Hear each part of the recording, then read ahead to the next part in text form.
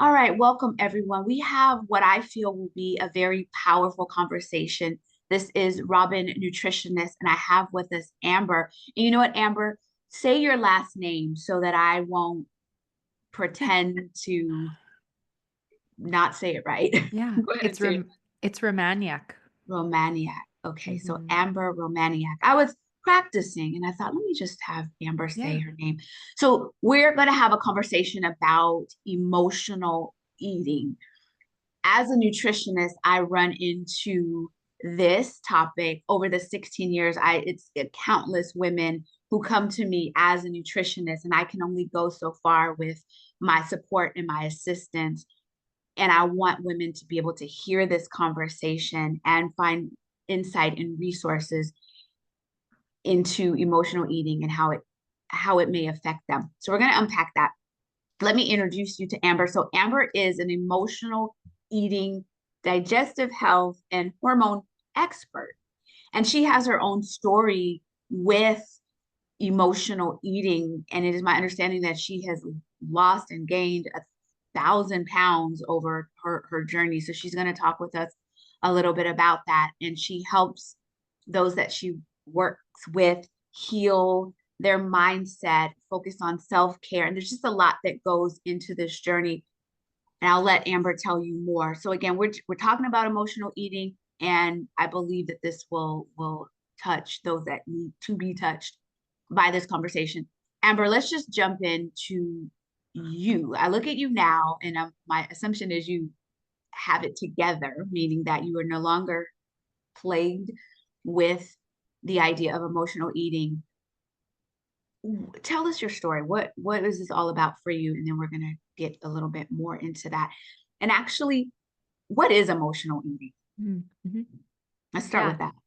Yeah. And thank you for having me, Robin. I think this conversation needs to be had so much more. So, emotional eating, in my opinion, is any reason for eating other than physical nourishment. So, you're eating because you're bored, you're tired, you're sad, you're multitasking and eating because you feel too guilty, just stopping to prioritize nourishing yourself. You eat Okay. because you get on the scale and you don't like the number that you see. There's many potential emotional eating triggers that are emotional. There's physical emotional eating triggers like hormone imbalances and other symptoms.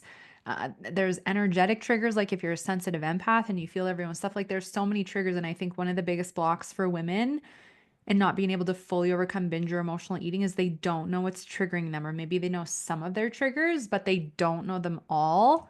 And oftentimes, when we're triggered, we'll have more than one trigger, which can also always make it feel like we're walking on thin ice.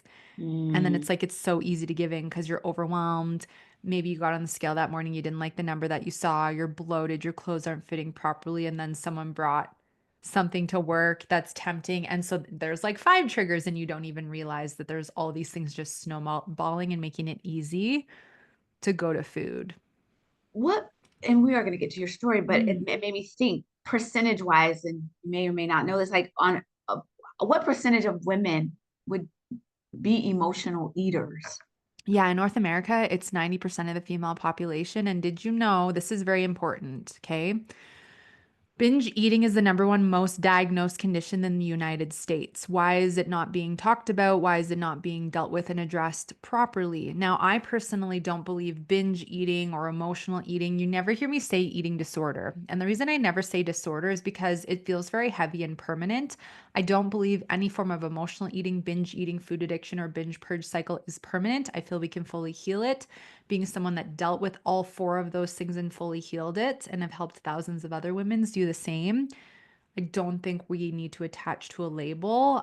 It's okay if you say it, it's fine, but I just want you to know you can break free of it and heal it. But it's the number one most common thing that's diagnosed in the United States. Why? Wow. We need to start asking, why is this such a predominant issue for women, right? So you said 90% of women Mhm. experience some In North form America. in North America Yep. experience some form of emotional eating. Yep. That's interesting. I, I do not consider myself an emotional eater. However, That's I good. know that I have cravings hormonally, Mhm. and then I eat because I want the thing. Is that still considered emotional eating? I'm well aware of it. I can stop if I want to. it's not controlling me, but it's a craving and I recognize that. Is that still within?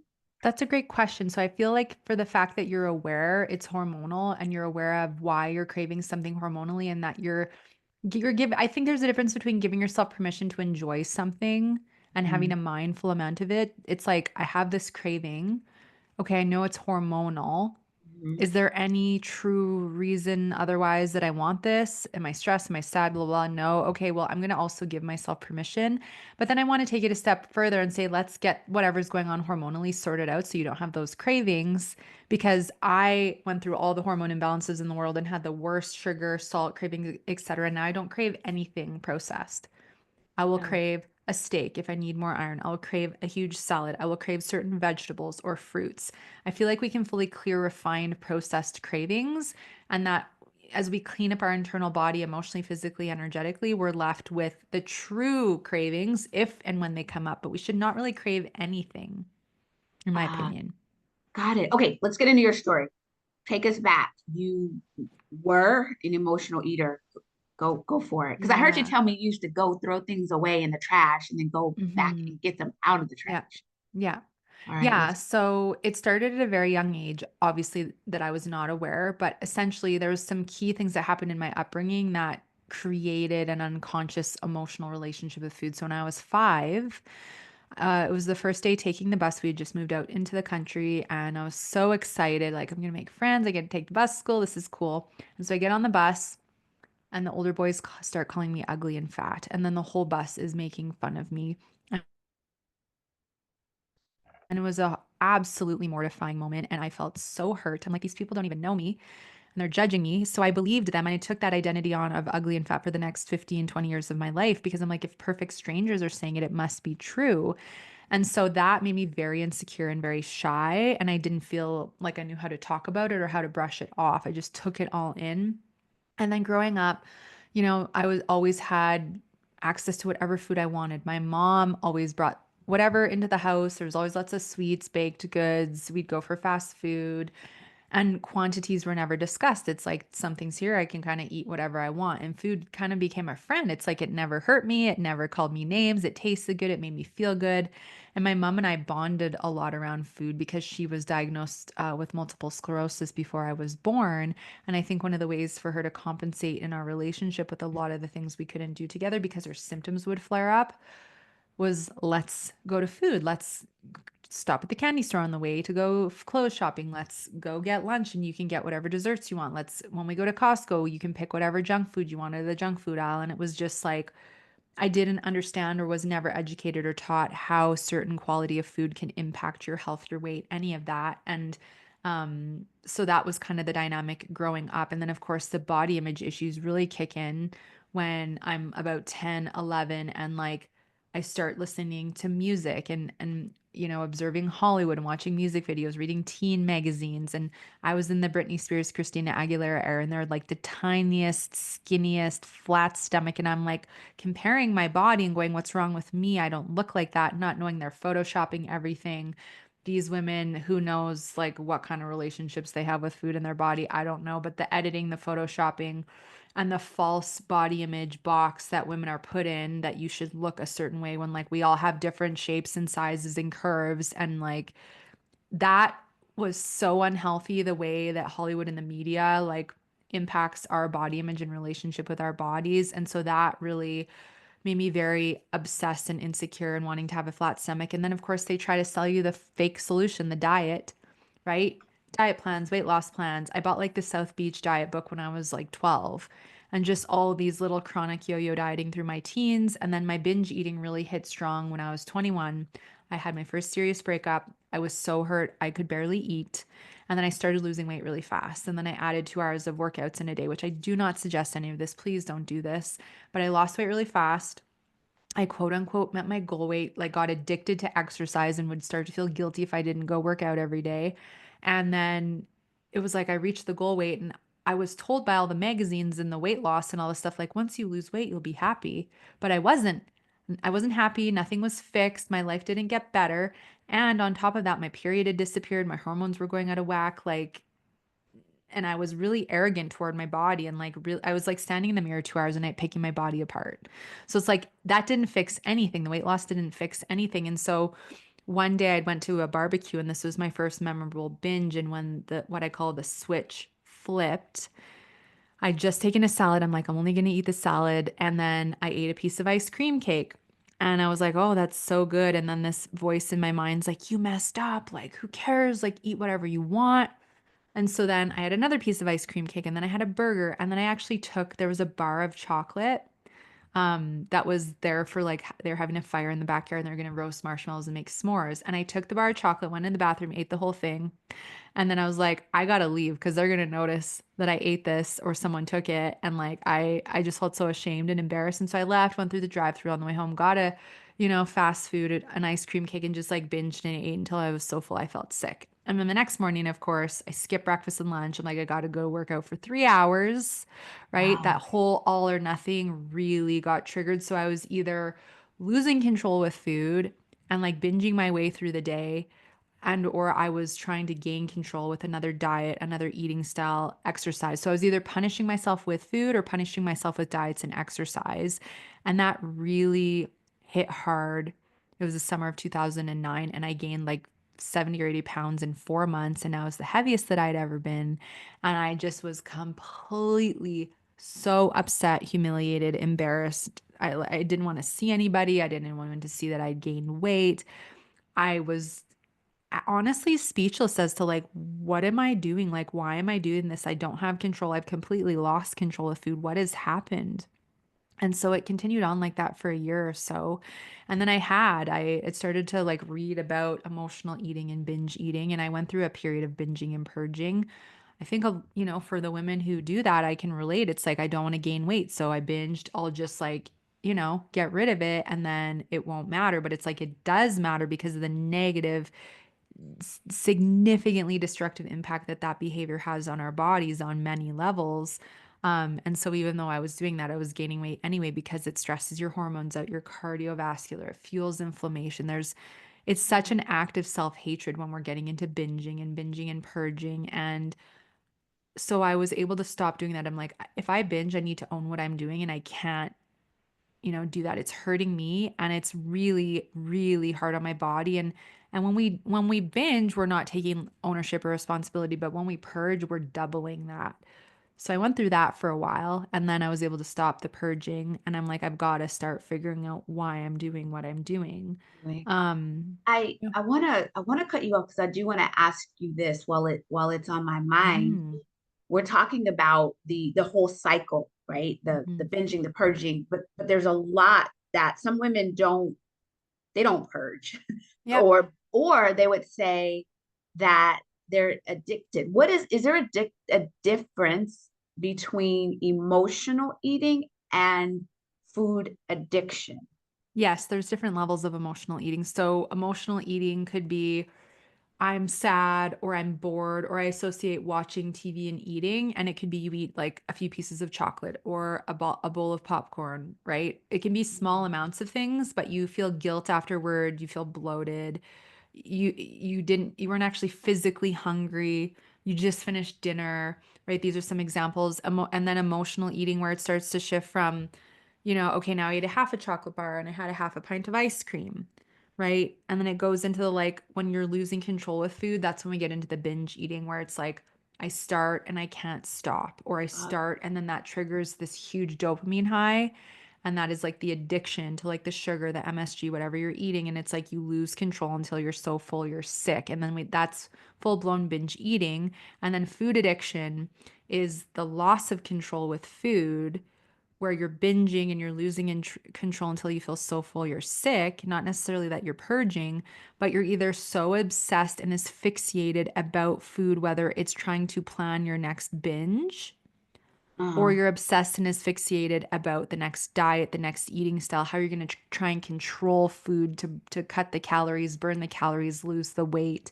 But it's all about this inner critic, I call it the ego mind, is trying to convince you that you need to gain control with food. It's not about control with food. What's below control in this case, fear, insecurity, I don't feel good enough. What we really need to do is learn to trust ourselves and really understand why we're in these behaviors and build our worth, but we're not taught any of that. We're taught gain control with food, control with calorie counting, points plans, control with exercise. So food addiction is the full blown, you're literally thinking about it nonstop. You're thinking about controlling food, or you're losing control and you're obsessing about your next binge or your next emotional eating episode. And it's literally consumes your mind like 90% of the time. So is that the part it's consuming your thoughts, either the eating or the not eating or the trying to control is it's the thoughts. Is that what is making And it's this the behavior, which is and like it's you're either like trying to control food and control the number on the scale, and you're unhappy with your body and your worth, and you're so critical of yourself for that. And at the same time, like you're either in food rebellion, losing control, or again, you're trying to have control. So it's the behavior and it's the thoughts, but the thoughts really dictate the behavior.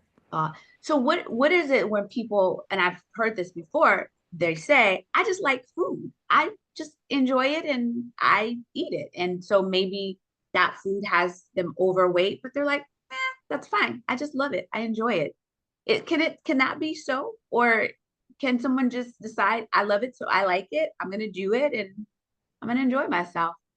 Is there always can they just have no other thoughts other than I just want to eat? I think that we should love food and food is the thing to enjoy.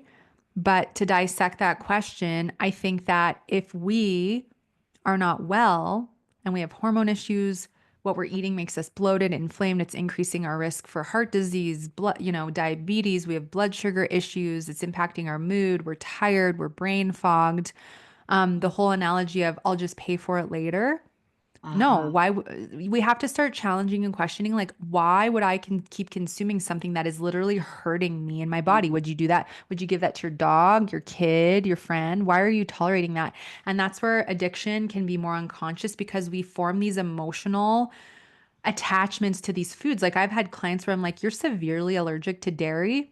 So we don't have to do it right now, but at some point we'll want to minimize your dairy intake and we can add in like more goat and sheep products. There's all kinds of other great alternatives, but your bloating and your thyroid issue and your this like is being fueled by that, plus casein, which is the protein in especially in cheese, it's the highest amount in cheese, is very addictive. It gives you the same high as a heroin addict if you have an emotional relationship with food. So one of the reasons women get like really triggered and defensive about, I don't want to reduce my intake of that, blah, blah, blah, blah, is because they don't realize they have such an emotional connection Emotional. to it and they're reaching for it for comfort and they don't know what they're going to reach for if they don't have a safety blanket. So that's Wow. emotional eating, in my opinion. I think that as we heal our relationship with food, we get to have the best of both worlds where we choose and desire to Mhm. nourish our bodies most of the time in the way that supports optimal health and healing. When you love yourself and you respect yourself in food, you don't want to treat your body like a garbage can, okay?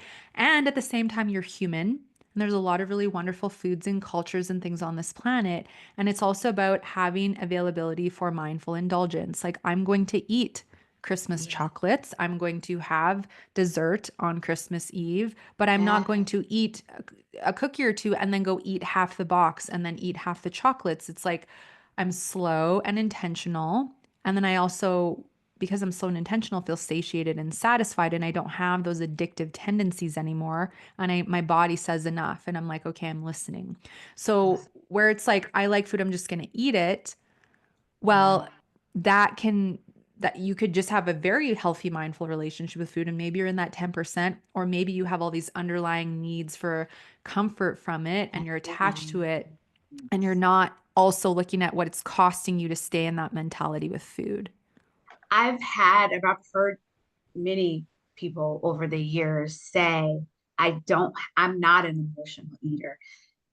And again, my opinion, not fact, my opinion, I feel or believe that they don't understand what really emotional eating is. Yeah. I've had people say, yeah, I don't have an emotion. Like I think they think, I don't know in some cases what they think, but I have a friend that when they're stressed, they want to eat chips and they Yeah. would tell you that they're not an emotional eater. And I'm That's like, emotional eating. it's emotional eating. Yeah. It's an emotion. And it's not a shame. It's No, just no. true. Yeah. Like It's it's just just true. Yeah, Yeah. and one note on the weight, and I mean this from a loving place, but like my mother's side of the family, my mom, my grandmother, my great grandmother were all heavily overweight. Okay. And that's not a judgment, but they were very overweight. And what happened, and from what I gathered from talking to them before they passed, is my great grandmother went through the Great Depression, and so did my grandmother as a child. And so they got into a very much of a lack mentality and a hoarding mentality. I don't have enough. What if we lose everything again? And so they started hoarding, including food, because it was like feast or famine, right? Okay. And so when they had food, they'd eat a lot of it and then they'd run out or whatever would happen next, right? Like living on a farm, like you only have access to certain things. And so my grandmother was a food addict. She passed that on to my mother, right? My Mm-hmm. mom partially passed it on to me, and I'm not blaming them, but just observing their behaviors and the way they were. And I think we can also get into the mindsets, well, my mom's side of the family was bigger, so I'm going to be bigger. And it's like my whole mom's side of the family is bigger. I'm the only one that isn't because I've dealt with the stuff. My mom didn't deal with it. My grandmother didn't deal with it. So I think part of the weight piece for us as women is to go, weight is a protective mechanism. My body's hanging on because she doesn't feel safe. You don't just hang on to weight for no reason. And it's not because of your genes or this side of the family. Like I don't believe that plays a huge role. Genes, yes, can play a role, but like you can shift this. If I got my mom's genetics, I should be very overweight and I'm not. And it's because I dealt with the food addiction and I did the deeper work to do the physical healing, the emotional healing, the energetic healing. I don't think it's just like, oh, yeah, I'm just gonna enjoy food and I'm just overweight. It's like, no, like what if your habits are actually one of the reasons your body doesn't feel safe and is hanging on? And Mm-hmm. maybe we need to like, yeah, just investigate. Are you emotionally eating? What's going on hormonally? What's going on with blood sugar? You know, you can enjoy food, but a lot of the foods we're enjoying, unfortunately, are very inflammatory, and that's going to catch up with you at some point, right? So for you, when you got to your last straw or your final, like, okay, what's going on with me? Let me do something about it. What did you do to deal with your binging, your purging, and your relationship with food, and you're obsessing about it and getting cupcakes out of the trash can, and all Hmm. of that that you described? Yeah. How did you come out of that? Yeah. So I want to emphasize this moment because I think this is where a lot of women get stuck and don't Okay. know what to do or don't know how to change it. So we will get into habits and behaviors. And even if they're not healthy ones, we will stay in them because it's a familiar comfort zone. Food is a crutch, it's a safety blanket. Who am I going to be without food? I don't know. That's terrifying to even think about. So I'm just going to keep using it. We almost get it. I was in this denial. I'm like, it's not a big deal. It was a huge deal. I was causing so much destruction to my health, my hormones. My gut was a mess. My mental health was a mess, right? Like it was impacting every part of me so deeply, but my inner critic had convinced me it wasn't a big deal. Okay. Mm, And when you think about change, there's a part yes. of the brain called the amygdala that's like, no, change is bad, change is a threat. And it will literally put us into a stress response and have us revert back to our comfort zone, even if self sabotage is self sabotage. So, what you have to understand is when we decide to make changes like this, it can feel very fearful, very intimidating, very emotional, and very overwhelming because every part of your brain is wired to make you avoid change and getting uncomfortable. So I stayed in these behaviors so long to the point where I ate out of my garbage can because I was terrified and overwhelmed at the thought of having to try and lose 70 to 80 pounds, plus figure out why I was doing what I was doing. I knew nothing. So I just want to, for the women listening, like rest assured it's not your fault. Like there's a lot going on emotionally that will try to convince us not to change, right? But you have to muster up your courage. So after I did the garbage can, I needed that to happen because what happened in the moment is my comfort zone and my fear of change got crushed by the suffering and the shame and the embarrassment of that moment when I was sitting on the floor crying, going, how is this my life? I'm broke. I have a crappy job. My bank account's always in the red. I'm alone. I'm so unwell. I don't think I'm going to make 30 if I keep this up.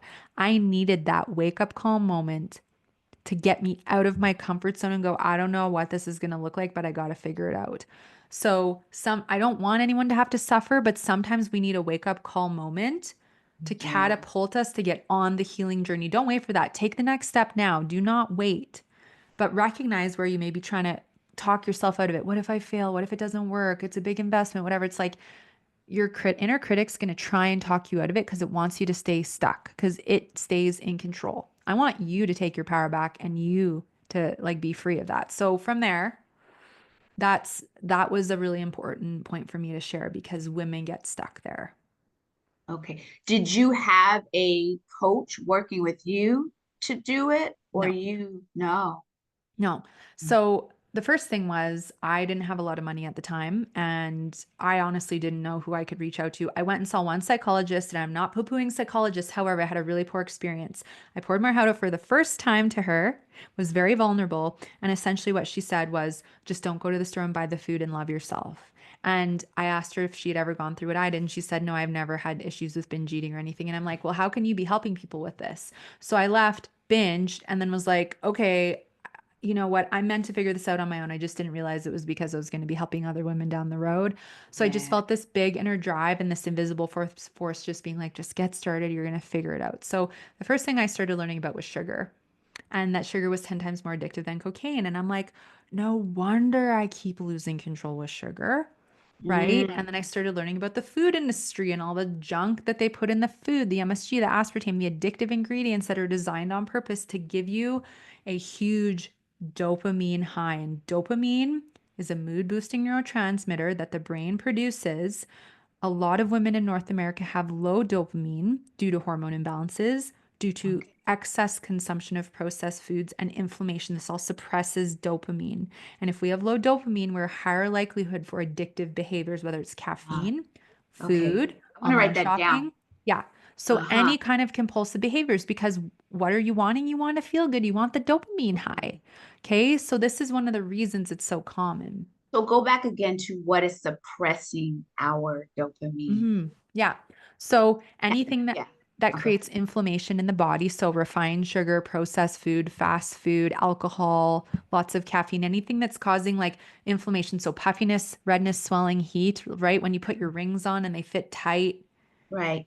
So you're saying the things that are suppressing our dopamine, but we're still going back to those. 100%, because we're So it's, addicted to it.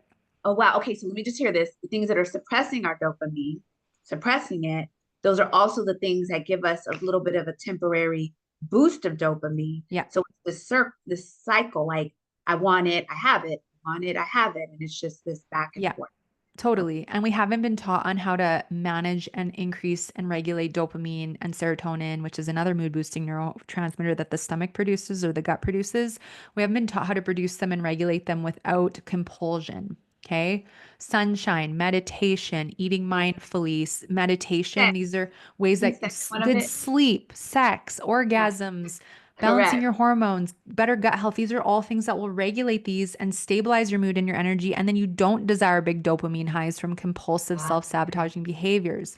But all the processed foods, the alcohol, being on blue screens, for too long and overstimulated by technology, being the night owl and rebelling and staying up really late, that will suppress your dopamine. If you're not sleeping well, that's going to suppress your dopamine.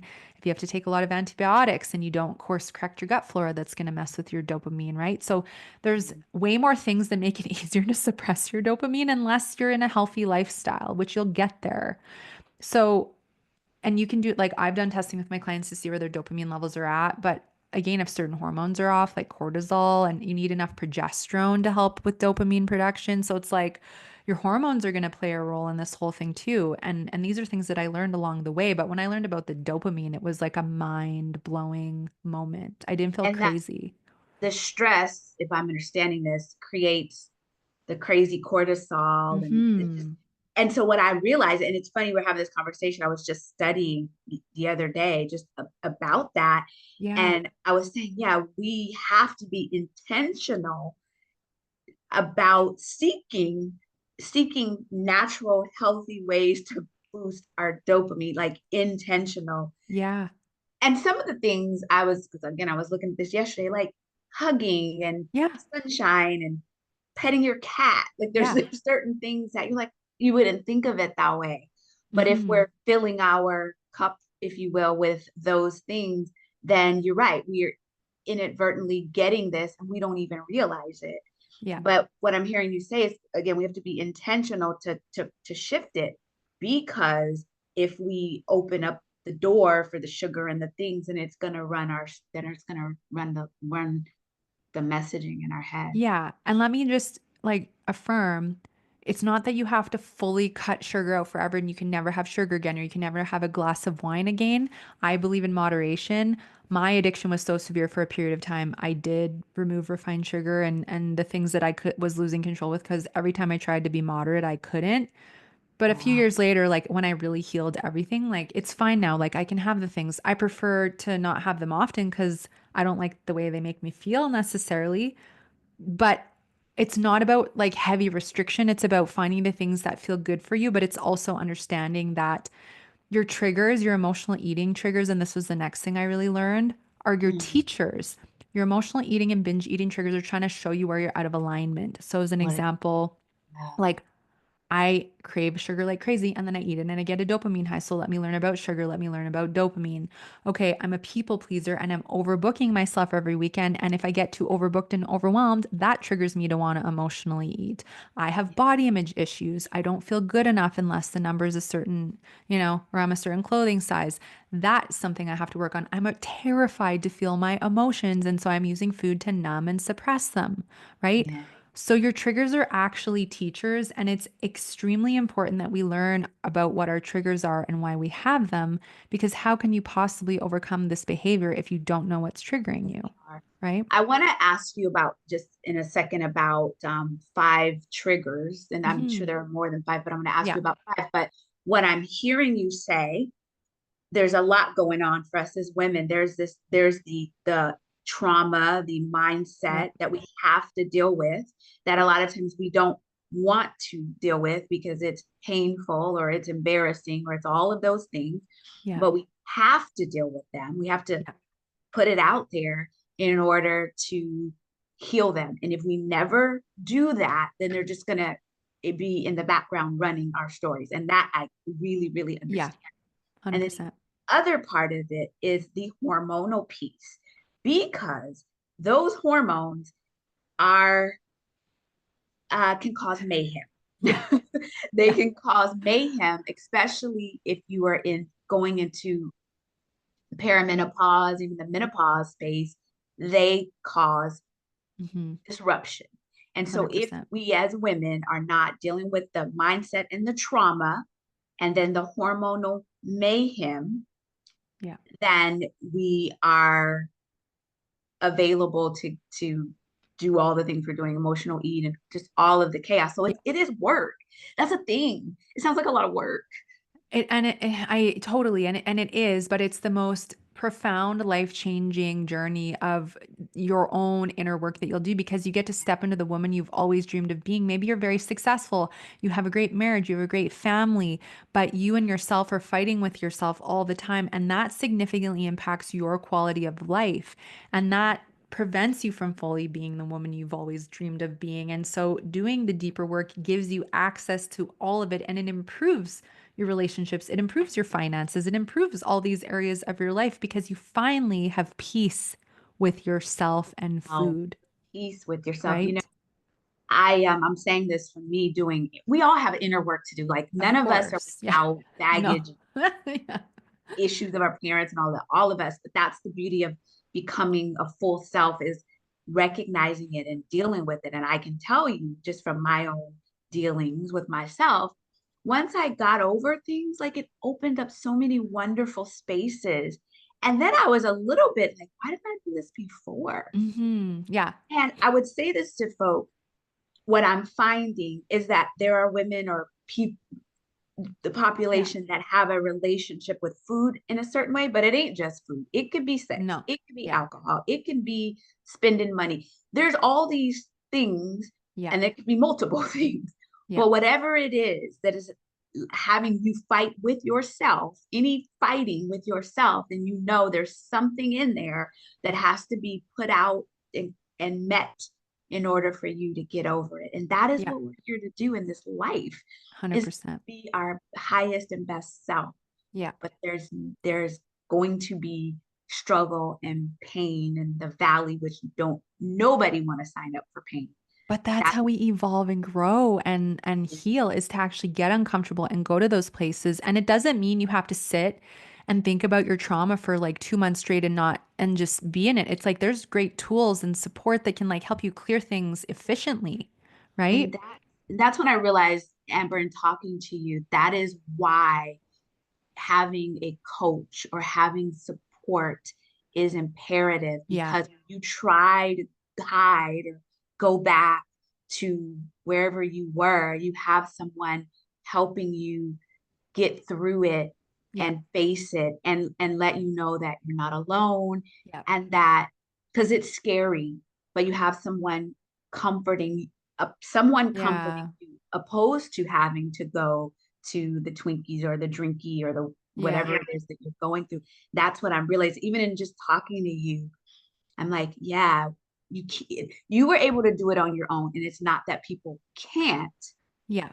but if a person can do it on their own, do it. But if Totally. you know that Yeah. you can't, that's where that support comes along. Let's get into the five emotion emotional triggers. I'm sure there are Yeah. more, but let's talk about five things that trigger emotional eating. Sure. And there's dozens of triggers. So I would say if I can pick my top five right now, it's going to Okay. be overwhelm because you're overbooked. What's below overbooking yourself, being a people pleaser? What's below that, not feeling good enough? So a lot of these triggers come down to self worth issues. Okay.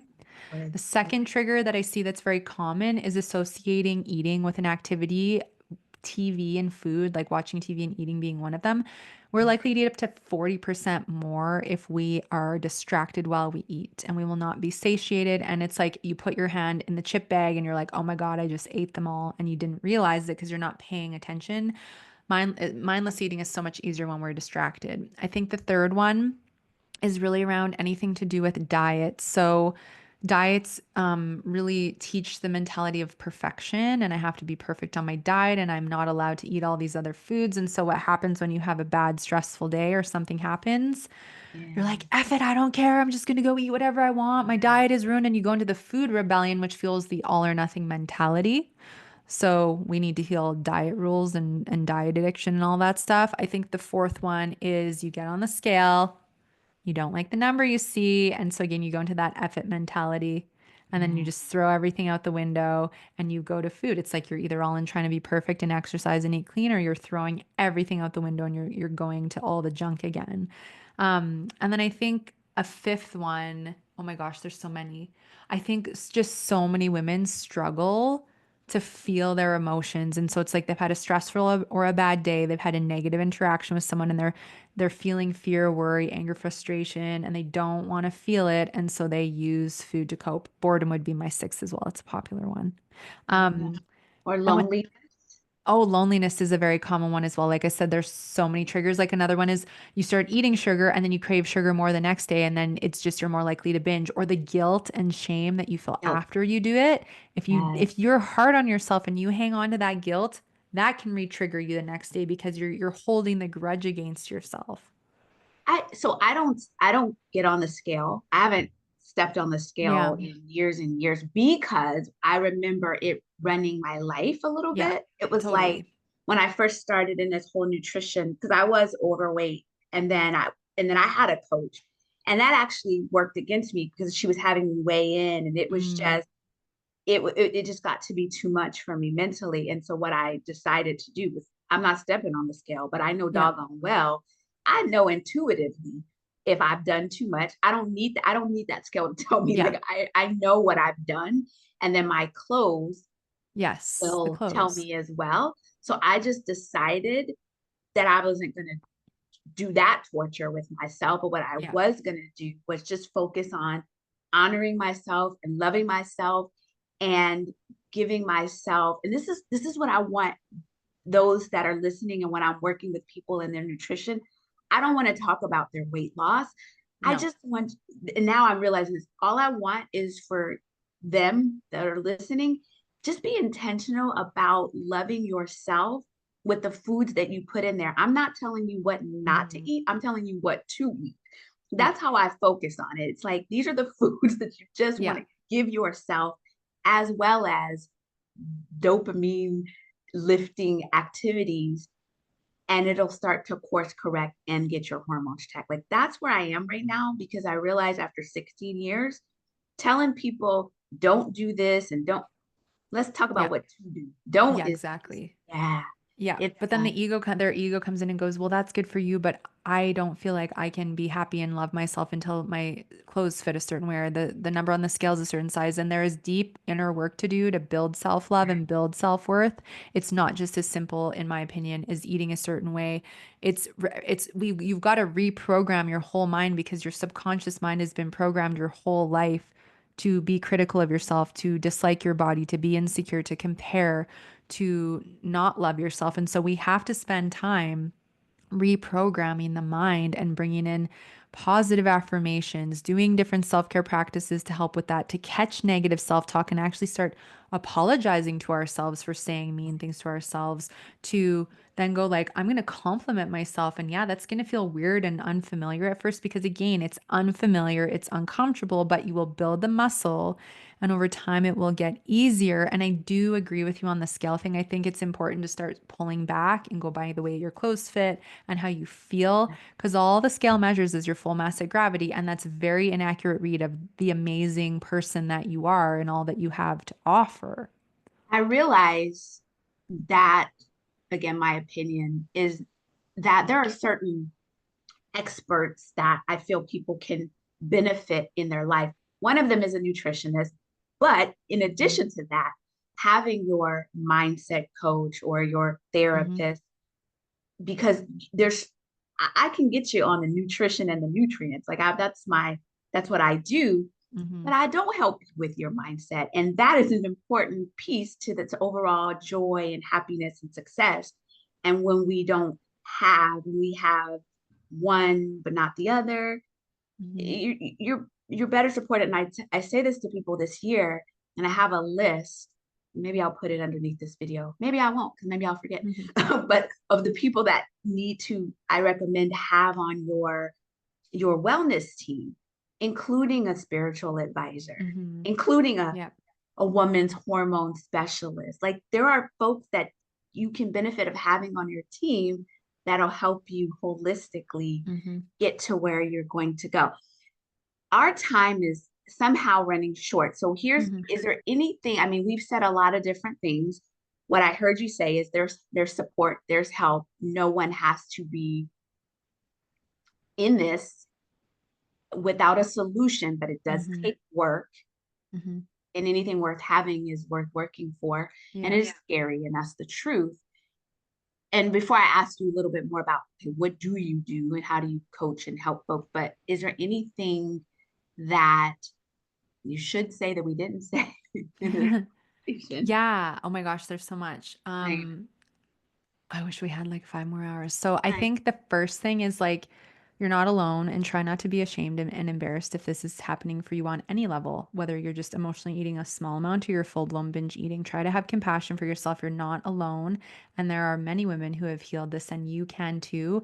And it's not that certain women have luck and certain ones don't. It's about choosing to take the steps and be willing to do the work, and be willing to get support. If you've been struggling for years or decades, I highly encourage you to reach out for support, because the mentality of, oh, I just need to try harder and have willpower is going to just keep you stuck and not get you where you want to go.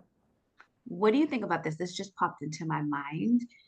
Um, if a woman is, let's say, doing bariatric surgery, that she's not able to, in her mind, control what is happening with the food. So then she gets the surgery, and now the Mm-hmm. surgery is restricting that behavior. What do you say about that? Is that a good way to solve it? Or No, do the Ozempic or the Wegovy? Now I say with those medications, if you're needing it for blood sugar, the other that's a reasons, but different story. that's a different story. But if you're doing that, because people do it a Mhm. lot, right? And but I find that even if you do that, you tell me if this is correct or not, that whatever's still going on is going to transfer into something else. Like if you stopped your ability to eat, but that was your coping mechanism or your challenge, then you may now become an alcoholic or sex addict or something like that. Is that what you found? Yeah, so essentially, if we don't address the roots of the self-sabotage, which comes down to not feeling good enough and unworthiness, it will Mm, transfer from one self-sabotaging behavior to another. I went from food to shopping at the mall for a while and spending money I didn't have. I've worked with a lot of women who are recovered alcoholics, but now they're sugar addicts because sugar and alcohol are only one molecule different, and they didn't necessarily address the mindset, behavioral, hormonal, gut stuff, and the self-worth stuff. So 100% it can transfer. And here's the thing, obviously, you're going to make the choices that you see fit. But I've mm, worked with women who've had the bariatric surgery and they're like, it didn't work because I still want to binge and emotionally eat and self sabotage with food and I still hate myself. And it's like, well, yeah, because unfortunately, they don't tell you when they're going through all the surgery stuff that this is not going to help you do the inner work and actually make the change. And so the women come back to the behavior. As soon as the women come off of Ozempic, they actually have a like tenfold like domino wanting to go back into binge eating, or binge eating is created because you're literally starving and restricting yourself. It's suppressing women's thyroids. It's causing paralysis in the digestive system. It's causing some women to become suicidal. Like these are huge mm, red flags. Blood sugar is a whole different avenue and it's being monitored. But again, these are quick fixes and band-aid approaches that cause more harm than good, and it's mm. not going to help you heal at the root. So what we have to get really lovingly honest with ourselves about is, do I want to go for another quick fix this is just going to hurt my body more? Or do I Yeah. want to do the deeper work and actually get where I want to go? And it's okay if you've done quick fixes. We can resolve and improve whatever, has been done temporarily if there's been damage. But it's like, it's got to be you choosing. I'm done with the band-aids and the quick fixes, and I'm done trusting the shiny marketing. None of it's working. I want Shiny a marketing. true Woo. result. So I need to take a different approach and actually do the work. And the shiny marketing, y'all that are listening, it's gonna get worse with AI. Yes. Like Yeah. AI is gonna take that shiny marketing to a whole nother level Yeah. because the AIs are learning you and your Yeah. triggers, and they will speak to whatever it is that, to take Totally. you off. And that upsets me and it makes me really sad. Same. Because at the core of this, all of us just want to feel love and be loved and feel Hmm. worthy, but the world is not conducive to that. It is showing you that it's making you think what happy is supposed to be, what's Hmm. supposed to look like, and that's all we're being fed and Yeah. bombarded with.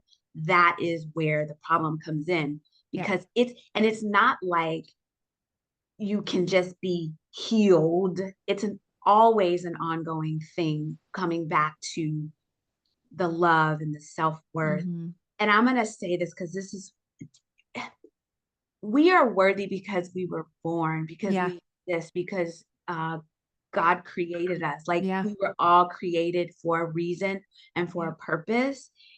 And but the world is always trying to sell you something and make you feel Yeah. less than, so Yeah. they can say you're less than, but if you have this, Yeah.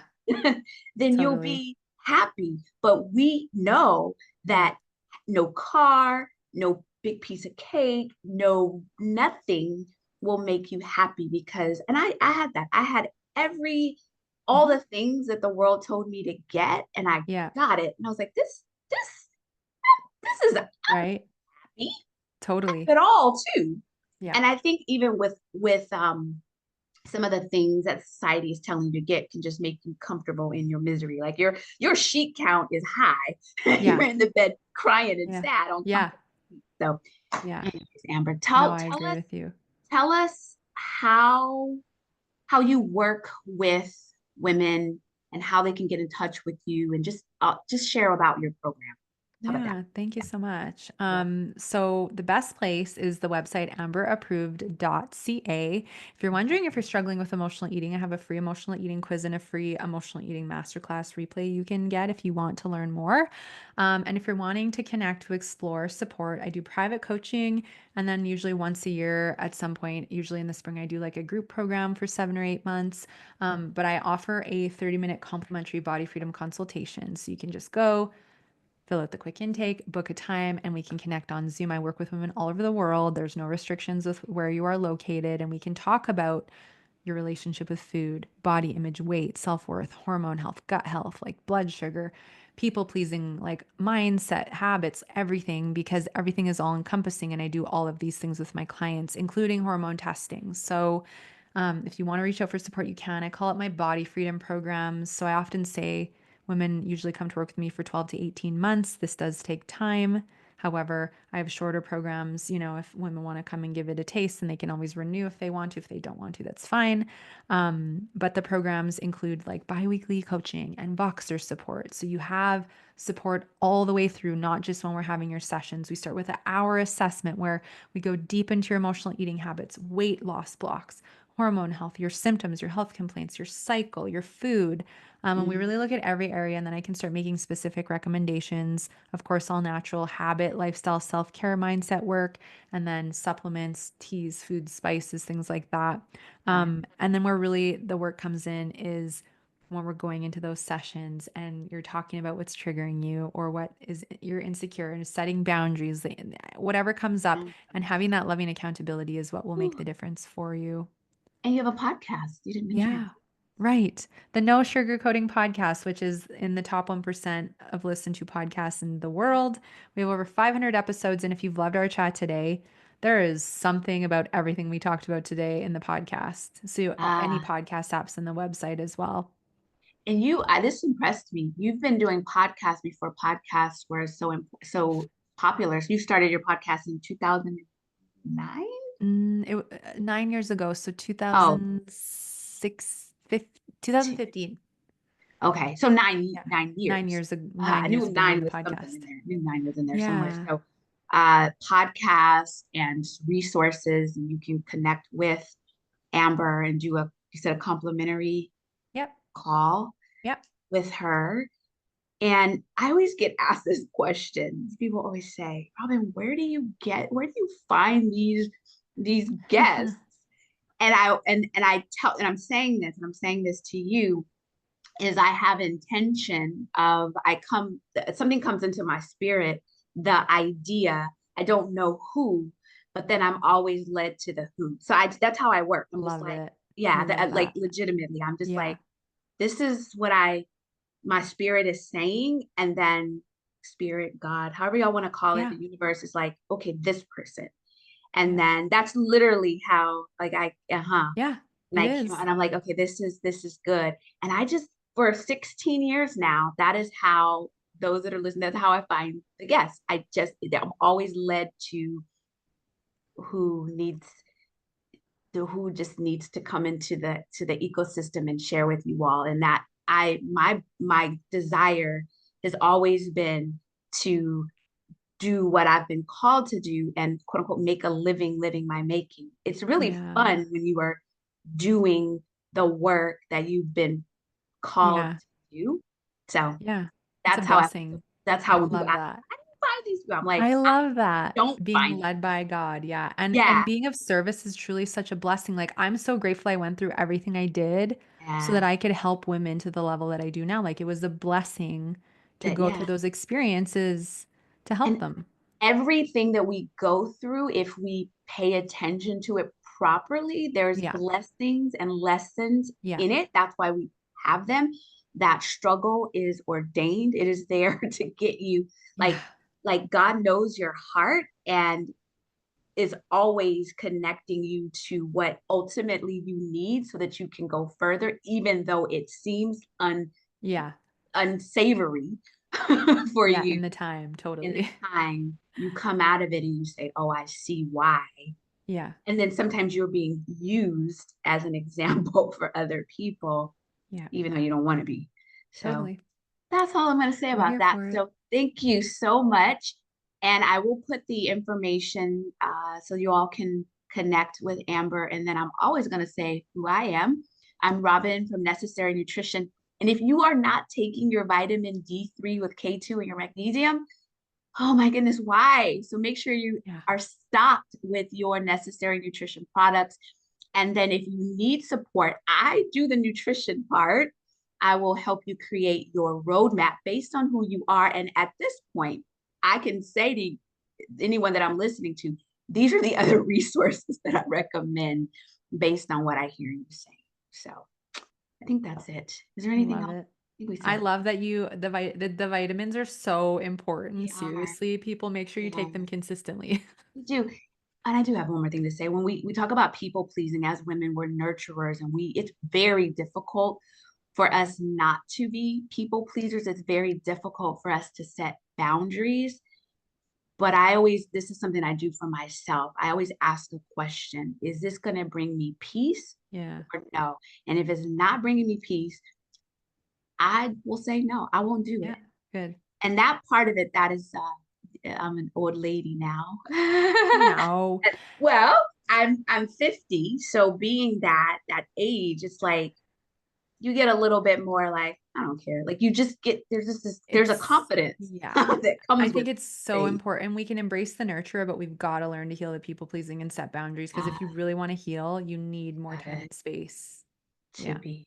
Yeah. All right. Well, I am going to turn this recording off. Amber, let me do that. And I want to say to everyone, eat well, think well, and be well. This is Robin, Necessary Nutrition, and Amber, and we'll talk to you all soon. Take care. Bye.